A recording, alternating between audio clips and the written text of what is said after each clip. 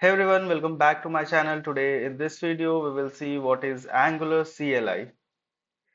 तो Angular CLI क्या होता है? तो ये एक ऑफिशियल टूल सेट है जो Angular टीम के साइड से प्रोवाइड कराया गया है, जो कि यूज होता है प्रोजेक्ट को इनिशियलाइज कराने के लिए, डेवलप करने के लिए, स्कैफोल्डिंग के लिए और मेंटेन करने के लिए।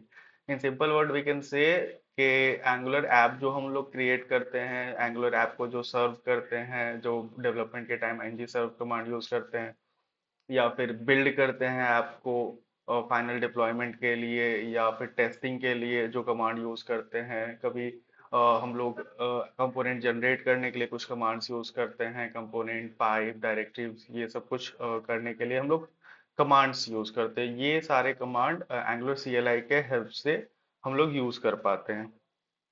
तो एंगुलर सीएलआई हम लोग इंस्टॉल कैसे करते हैं? तो जब हम लोग एंगुलर इंस्टॉल कर रहे होते हैं, जो मैंने प्रीवियस वीडियोस में बता रखा है, तो हम लोग npm इंस्टॉल यूज करते हैं और उसके बाद ग्लोबली इंस्टॉल करते हैं एंगुलर सीएलआई को इस कमांड के हेल्प से। यही कमांड हम लोगों का एंगुलर सीएलआई इंस्टॉल कर देता है हमारे पीसी में, जो कि ग्लोबली हम लोग फिर यूज कर पाते हैं। जब भी हम लोग ng कमांड लिखते हैं तो वो यूज हो जाता है। देन हमारे पास लिस्ट ऑफ कमांड्स होंगे, जो हम लोग यूज करेंगे, एंगुलर सीएलआई कमांड्स होंगे। तो हम लोग उसको मेमोराइज करने से बेहतर क्या करेंगे कि हम लोग ng हेल्प के हेल्प से वो सारे कमांड को लिस्ट कर सकते हैं। तो मैं एक शो करके बता देता हूँ आपको एग्जांपल कि हम लोग कैसे लिस्ट करते हैं सारे कमांड्स को। तो ng हेल्प लिखना होता है टर्मिनल में। उससे पहले आपका एंगुलर सीएलआई इंस्टॉल्ड होना चाहिए, तभी ये ng कमांड काम करेगा। तो ng हेल्प जैसे ही लिखते हैं तो सारा जो कमांड अवेलेबल है वो सारा लिस्ट यहाँ पर आपको विजिबल हो जाएगा। जैसे ऐड है, फिर हम लोग क्रिएट करने के लिए यूज करते हैं ng न्यू, पूरा प्रोजेक्ट क्रिएट करने के लिए। जो भी हम लोग डेवलप करते हैं ऐप, उसको जब फर्स्ट टाइम क्रिएट करते हैं तो ng न्यू और उसके बाद ऐप नेम लिखते हैं।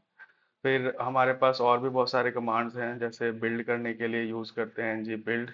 फिर जनरेट करने के लिए हम लोग जब भी कंपोनेंट्स जनरेट करते हैं या पाइप्स जनरेट करते हैं तो जनरेट कमांड यूज करते हैं। यहाँ जनरेट के आगे भी कुछ अ, होता है, जैसे डायरेक्टिव के लिए या कंपोनेंट के लिए ng जनरेट कंपोनेंट, उसके बाद कंपोनेंट नेम होता है। तो उसको भी हम लोग हेल्प के इस हेल्प कमांड से चेक कर सकते हैं।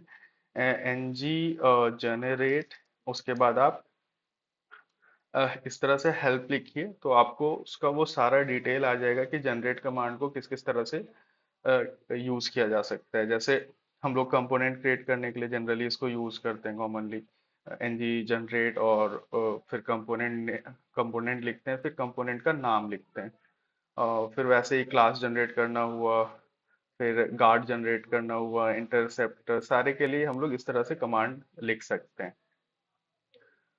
और फिर मैं एक आपको प्रैक्टिकली भी करके दिखा देता हूँ कि कैसे हम लोग ये कमांड्स यूज करते हैं अपने प्रोजेक्ट में। तो सबसे पहले तो आपको क्या करना होगा कि ऐप क्रिएट करना होता है, तो ng न्यू और उसके बाद ऐप नेम लिखते हैं। मैंने ऑलरेडी क्रिएट कर रखा है यहाँ माय ऐप के नाम से। तो मैं कंपोनेंट क्रिएट करके बताता हूँ। ng जनरेट,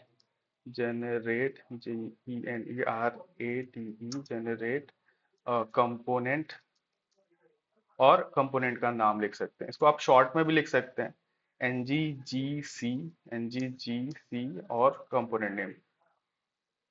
तो मैं यहाँ होम नाम का एक कंपोनेंट क्रिएट करता हूँ। कंपोनेंट मैंने अभी बताया नहीं है, मैं बताऊंगा नेक्स्ट वीडियोस में। तो अभी के लिए आप बस इतना समझ लीजिए कि कंपोनेंट एक स्मॉल पीस ऑफ कोड होता है। तो वो हम लोग अभी जनरेट कर रहे हैं, बाद में मैं उसको डिटेल में एक्सप्लेन करूंगा। तो इस तरह से हम लोगों ने यहाँ होम कंपोनेंट जनरेट कर लिया एंगुलर सीएलआई के हेल्प से। तो ये हमारा एंगुलर सीएलआई होता है, जिसके हेल्प से हम लोग एंगुलर ऐप को क्रिएट करते हैं, मेंटेन करते हैं। That's all for this video. Thanks for watching and don't forget to subscribe my channel. I will see you in the next one.